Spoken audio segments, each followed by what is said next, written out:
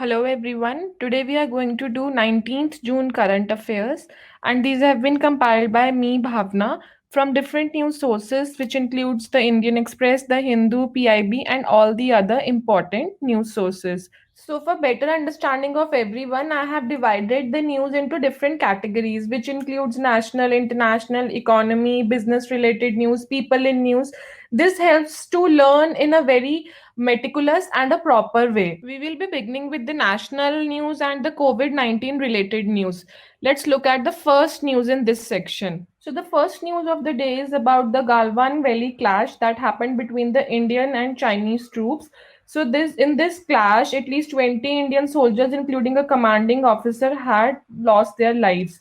So there were high tensions running between both the countries, and both the countries had employed actually a large number of soldiers and military equipment along the line of actual control, which is the a demarcation line that separates Indian controlled territory from the Chinese side. There were meetings being held at the level of corps commander, and this meeting was specifically held on June 6 to de escalate the tension that was arising between the two countries on the borders.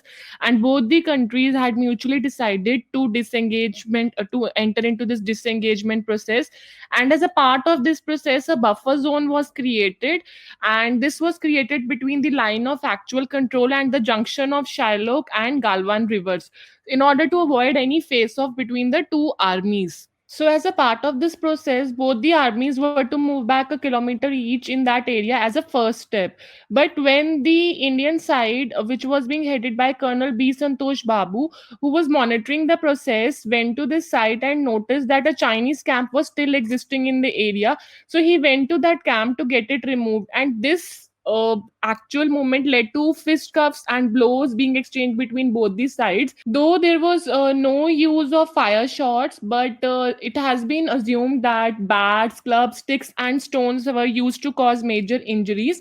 And the reason why there were no fire shots was because both India and China have signed actually had signed a lot of agreements in past which imposed a lot of restrictions on military equipment, exercises, blasts, and aircraft in the vicinity of the line of actual control. Chinese side has actually not disclosed the number of soldiers or casualties it has faced, and so we'll have to wait and see what will be the future course of action taken by both the countries. And with this, let's move on to the second news of the day. The second news of the day says that the Bangalore COVID count is least among the big cities. So Bangalore has actually become the lowest COVID burden among the cities with a population of 10 million or more. And as on 17th June 2020, it had only 827 cases with 43 deaths. Now, this is one model that actually can be used by other metropolitan cities such as Mumbai, Delhi, Chennai. And as you know, that Delhi and Mumbai have been seeing a spike in the cases like anything. And as on 17 June, we can see that Mumbai has 60,228 positive cases and 3167 deaths, and Delhi has 44,688 cases and 1837 deaths. So this why is this model so successful of Bangalore? So Bangalore has made sure that it is continuing the practice of quarantining the positive cases and identifying the contacts within 24 hours of a positive test result. So Bangalore has actually been shifting its primary and secondary contacts to institutional quarantines. Also, it has approximately 6 apps that have been developed right from contact tracing to keeping a watch on quarantine and to tracking new arrivals to monitoring critical patients. And the data that has churned from all these apps on a daily basis is actually being made to understand the spread of disease. And basis the data and understanding, different strategies have been developed to contain this disease into the limited area. So, as in the last news, we saw that the spike in the number of cases in Delhi. With those spike, the center there was a recent meeting between the Union Home Minister and the Delhi government, under which this committee was set up by which was headed by Dr. VK Paul, that has suggested that the center should cap the COVID-19 testing at 2400 in Delhi. The test earlier used to cost rupees 4500, but now it has been capped at rupees 2400. And also from June 18, tests will be done by a new rapid antigen methodology which has already been approved by ICMR. This test cost approximately rupees 450 and would give results within half an hour. So this test is conducted on swab nasal samples that detects antigens which are found on or within the SARS-CoV-2 virus. So it's a point of care test performed outside the conventional laboratory setting and is quickly used to obtain a diagnostic results. So in India, ICMR had allowed this South Korean company by the name SD Biosensor, which also has its manufacturing unit in Manesar, to manufacture kits for this test. ICMR stands for Indian Council of Medical Research. Its secretary and director general is Dr. Balram Bhargav, and its headquarters are in New Delhi. It functions under the Department of Health Research, Ministry of Health and Family Welfare, and our Union Health Minister is Dr. Harshvardhan. So the next news of the day says Indian Railways installs first Atma at Nagpur station.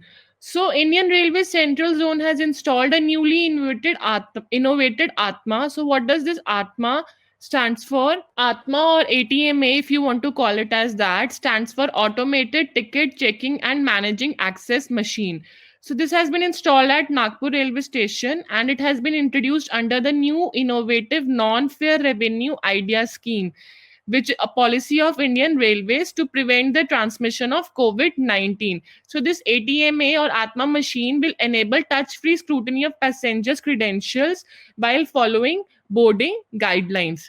Also, recently, Indian Railways had introduced a new automated face mask and hand sanitizer dispenser machine at Patna Junction. So, the Union Railway Minister is Mr. Piyush Goyal. The next news says that the Serum Institute of India and UNICEF would provide pneumonia vaccine. So, Serum Institute of India is in collaboration with UNICEF is going to provide the low-cost pneumonia vaccine, which is the pneumococcal conjugate vaccine, every year to the low income countries for the next 1 decade. Decade is the combination of 10 years. The Serum Institute of India is based out of Pune and is a leading manufacturer of immunobiologicals, which includes vaccines. So, pneumonia is basically an acute respiratory infection that affects the lungs. So, there are alveoli which are present in the lungs, and in a normal individual, these alveoli contains air. But when a person is infected by pneumonia, these alveoli, which are the breathing sacs, are actually filled up with pus and fluid, which makes breathing very painful and limits oxygen intake. And by facts, it is the single largest infectious cause of death in children worldwide. The headquarters of UNICEF are situated in New York, USA, and the executive director is Henrietta H. Fore. So now we have come to the international news section. Let's see which is the international news we are going to do today. So yes, you read this right, that dexamethasone has become the first life-saving coronavirus drug. In a research conducted by the University of Oxford, it has found that dexamethasone, which is actually a very cheap and easily available anti-inflammatory steroid, it has saved the lives of people who have been seriously affected by coronavirus. It has cut the death risk by a third for those on ventilators and by fifth for those on oxygen. So this was an outcome of a study by the name Recovery. Recovery stands for Randomized Evaluation of COVID-19 Therapy, in which approximately 11,500 patients across the United Kingdoms were studied. So this drug has been used as for traditionally it has been used to treat a range of diseases which include rheumatism, asthma, allergies, and even to help cancer patients better handle the nausea triggered by chemotherapy. And now we've come to our economy, banking, and business news section. So, very interesting news indeed. Two Indian firms, Zest Money and Stellapps, have been named in the WEF's list of tech pioneers for 2020. So, WEF stands for World Economic Forum. So these two startups by the name Zest Money and Stellapps. So Zest Money is an app which uses technology to transform the financial services industry. It offers affordable credit to those who are unable to access this through traditional finance path. And Stellapps is a data-led Internet of Things based farm to consumer dairy supply chain digitization service provider. So both of them have been named in WEF's list of tech pioneers for 2020. WEF stands for World Economic Forum.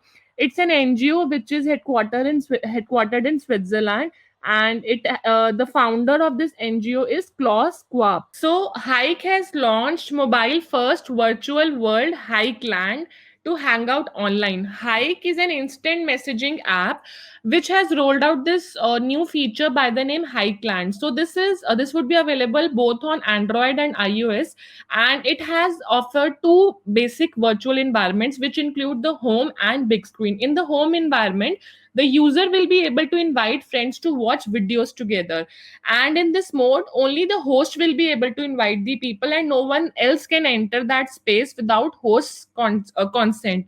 Big screen, in the big screen mode, this mode allows the person to watch a video with the other people. These people can be known or unknown people.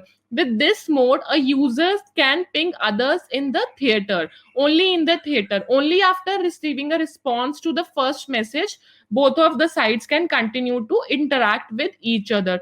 Hikeland is a completely homegrown product that has been built from ground up, keeping in mind the Indian market.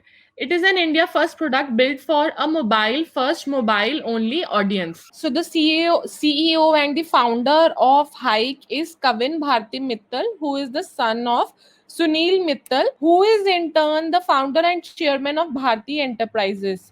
And the flagship company of Bharti Enterprises that we all are familiar with is Bharti Airtel. The next news says that AIIB approves USD 750 million loan to India.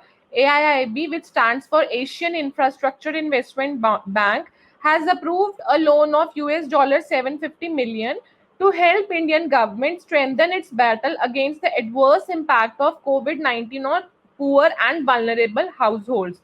AIIB's total sovereign loans to India that have already been approved amount to US dollar 3.06 billion, which includes a recent US dollar 500 million COVID-19 emergency response. This current loan of that 750 million would be the second for India under AIIB's COVID-19 crisis recovery facility. So the bank is headquartered in Beijing, China, and the president is Jin Liqin. And this is a multilateral development bank that aims to support building of infrastructure in the Asia Pacific region. It currently has 78 members as well as 24 prospective members from the world. So the next news is HDFC Ergo to launch on-demand pay-as-you-fly service. So HDFC Ergo has partnered with TropoGo, which is a deep tech startup, and have partnered to offer commercial drone owners and operators third-party liability claims cover for property damage and bodily injuries. So this policy is a first of its kind in the non-life insurance segment in India, which will be offered on demand to customers on pay-as-you-fly concepts. In this current pandemic, UAV drones, which are also known as UAV, which are the unmanned aerial vehicles, are being considered and also actively used by state and central governments to fight this COVID-19 situation. There are chances when the UAV is conducting activities like survey, mapping, monitoring, disaster relief initiatives, civil administration services, it could cause property or bodily injuries. So for that purpose, both of these have tied up to provide third-party liability claims. So Mr. Ritesh Kumar is the MD and CEO of HDFC Ergo, and it is headquarters in Mumbai, Maharashtra. And about TropoGo, the founder is Sandeepan Sen, and it is headquartered in United Kingdom. So KVIC, which is the Khadi and Village Industries Commission, has rolled out a unique project to produce Neera and palm good, which is jaggery, to create employment in the country. So Neera is extracted from the palm trees before the sunrise, and it's a nutrient-rich health drink that is consumed in many Indian states. So KVIC is planning to promote Neera as a substitute to soft drinks, and this step would create self-employment to Adivasis. Okay, so this scheme was launched at Dahanu in Palghar district of Maharashtra, a state which has more than 50 lakh palm trees. This project has been rolled out on the initiative of Union Ministry of Micro, Small and Medium Enterprises. So KVIC is a statutory body by the Government of India, which is an apex organization functioning under the Ministry of Micro, Small and Medium Enterprises. And our Union Minister for the same ministry is Mr. Nitin Gadkari. So with this, we have come to the sports news section.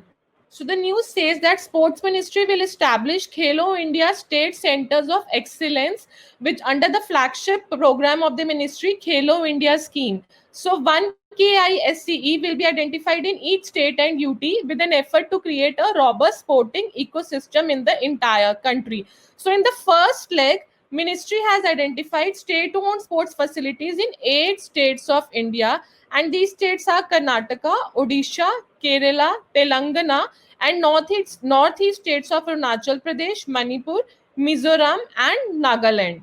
The Khelo India scheme was launched in 2018 by the Ministry of Youth Affairs and Sports. So the aim of the scheme is to, upgrade the level of sports that is being played in the country. And under this, a financial assistance of approximately rupees 5 lakhs is provided to the budding sportsmen and different players. And this scheme, or under the scheme, a lot of games and competitions are conducted at school level, college levels, and university levels.